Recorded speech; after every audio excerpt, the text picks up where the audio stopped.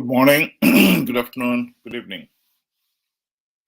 Zimbabwe's case is that we are stuck with a corrupt, incompetent, and tyrannical regime that has rigged elections to stay in power. And with its position, its stranglehold on power secured, it's become arrogant and reckless. Zanu PF believes they can defy all the rules, common sense, the laws of thermodynamics, and they'll get away with it. The regime believes it will deliver an upper middle income nation by 2030, in 6 years' time. And yet, everything else it's doing is dragging us backwards. The regime has recently launched a new currency for the country, the ZiG. The trouble is, everybody knows why the Zimbabwe dollar has failed. So why are we going back and going through this whole process over and over again? It's because Zanu PF thinks it can defy all the normal economic rules that govern everybody else. This is nothing new. This is common. Let's just listen to a fellow African speaking about the economy. In an open economy with market determination of prices, exchange rate movements are the most important indicator of underlying macroeconomic fundamentals. As the saying goes, when in doubt, observe the exchange rate. The lesson from history for governments is that you cannot manage the economy with propaganda.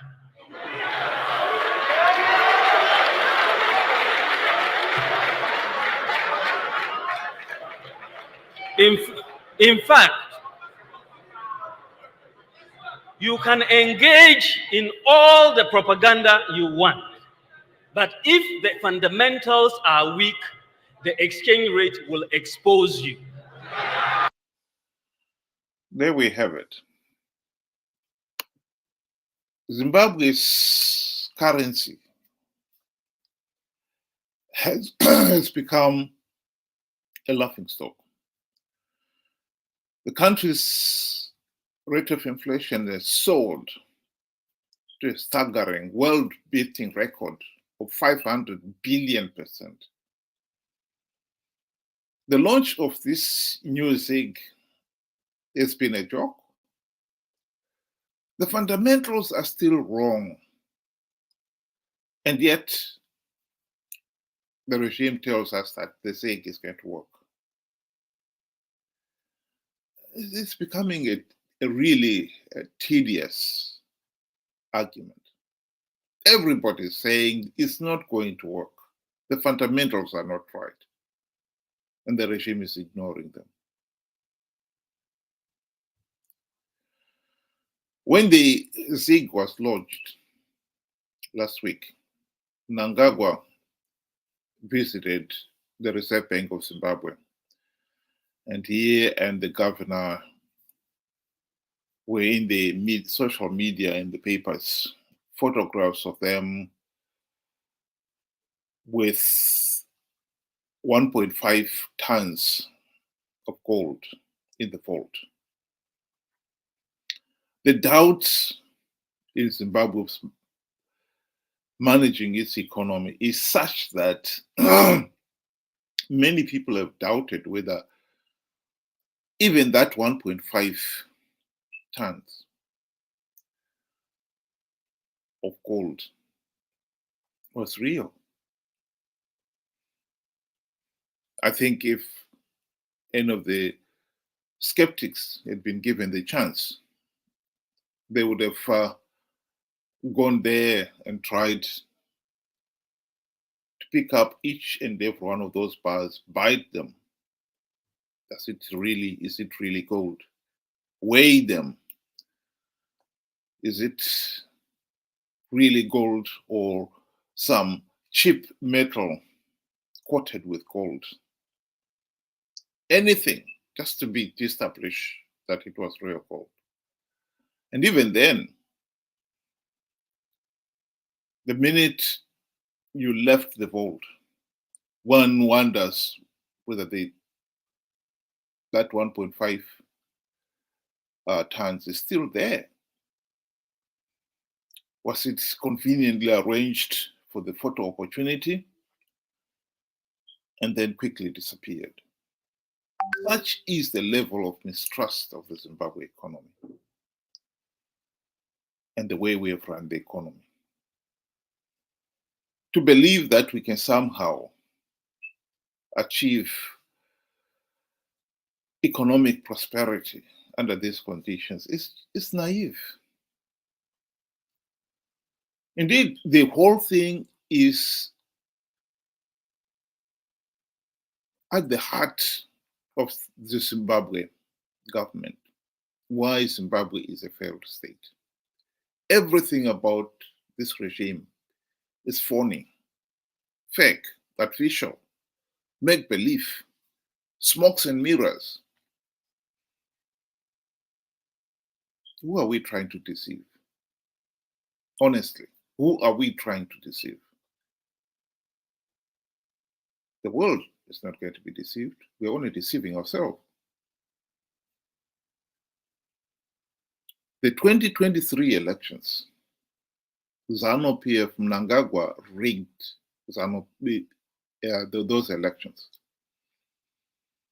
How can you say the elections are free, fair, and credible when you cannot even produce something as basic as a verified voters roll? Mnangagwa himself was boasting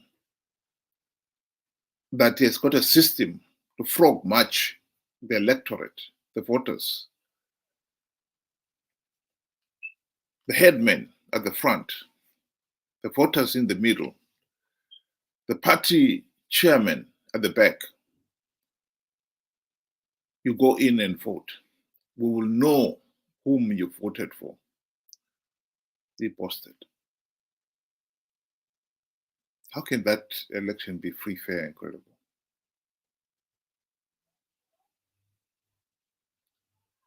What is even more annoying is that even the opposition itself is fake.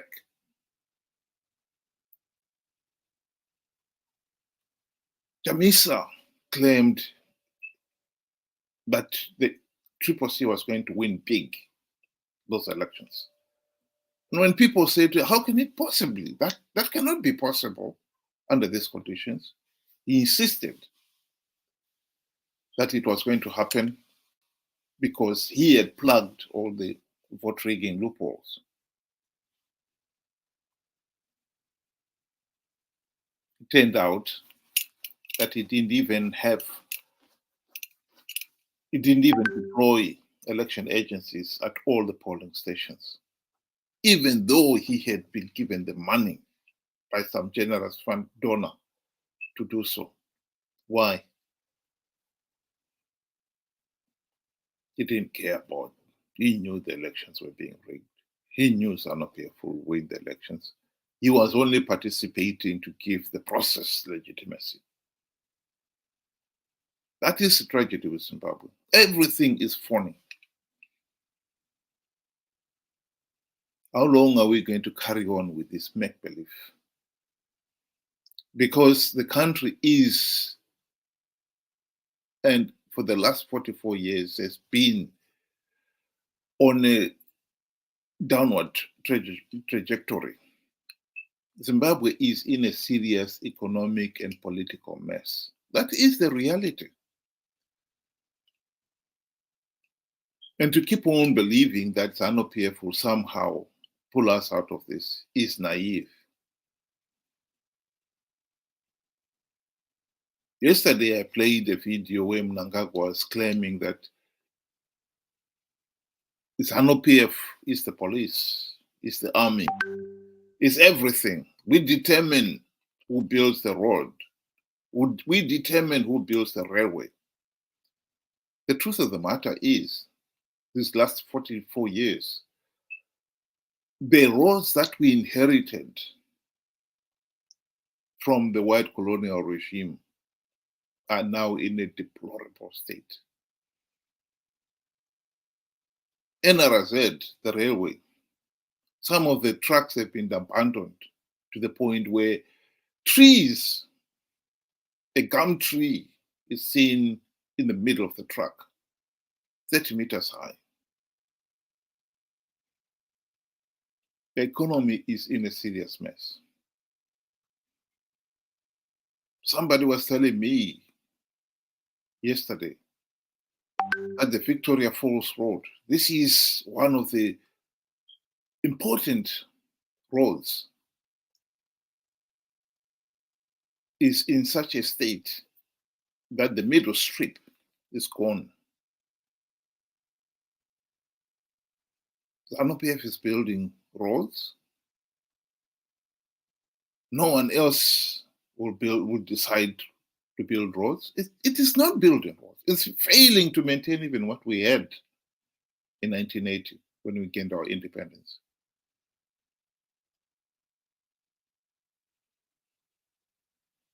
Last week, there was video of a building in Harare that had collapsed. The truth of the matter is that building collapsed because it has been poorly maintained, like all other buildings in Zimbabwe. Everything in a state of decay and rot. Zanu PF is not building anything. Everything is rotting. And yet the regime is determined to hang on to power. Whether we like it or not, our situation in Zimbabwe is not going to change. We can deceive ourselves all we want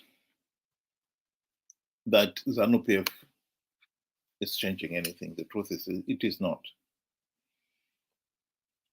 We have got a serious problem here.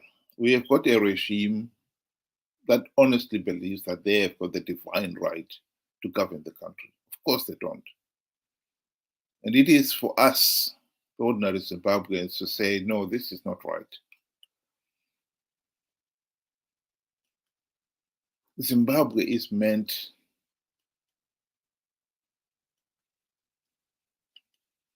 for everybody, not just this Zanu PF ruling elite.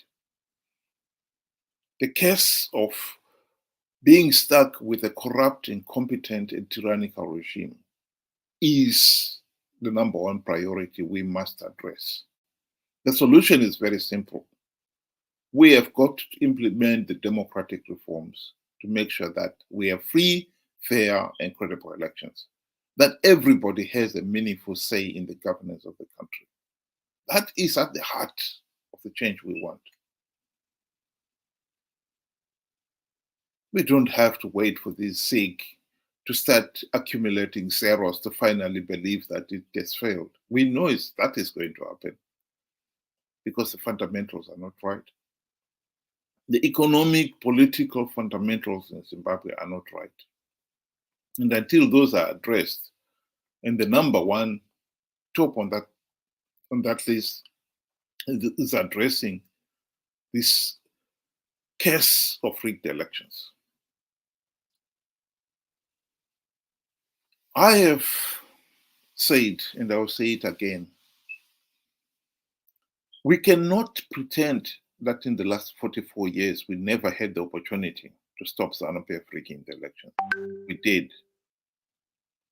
The best chance came during the 2008 to 2013 GNU. MDC guys sold out. They failed to implement even one token reform. And ever since the JNU debacle, they've participated in flawed elections to give Zanu PF legitimacy. That is the problem. What is the solution? The solution is very simple. We need an opposition leaders who are going to focus on that issue, who are not going to participate in flawed elections to give Zanu PF legitimacy. I believe SADC last year would have refused to give Zanu PF legitimacy if the opposition had not participated in those flawed elections. If Chamisa and company had not conned the ordinary people to participate in those flawed elections in their millions. Having participated, people gave SADC the excuse to do nothing. If Zimbabweans are happy with a flawed electoral process, so flawed that you don't even have a verified voters roll, so flawed that voters are frog-marched to go and vote for Zanu PF, why should SADC interfere? But we are paying dearly for it. The longer we allow this madness to continue, the harder it's going to be to get out of it. The ZIG is a waste of time. And I'll just play this video one more time to remind us all that this is common sense. The fundamentals of our economy are not right, and we can all pretend all we want that the ZIG will work. It's a waste. In an open economy with market determination of prices, exchange rate movements are the most important indicator of underlying macroeconomic fundamentals. As the saying goes, when in doubt, observe the exchange rate. The lesson from history for governments is that you cannot manage the economy with propaganda. We have managed Zimbabwe's economy with propaganda for far too long. How long are we going to allow this madness to continue? That is the question that we must answer now. Zanu PF has rigged the elections and claimed that the elections were free, fair, and credible. Everybody knows that they were not. Let's get things right. Let's go to the basics and get things right. Thank you very much for listening, and have a good day.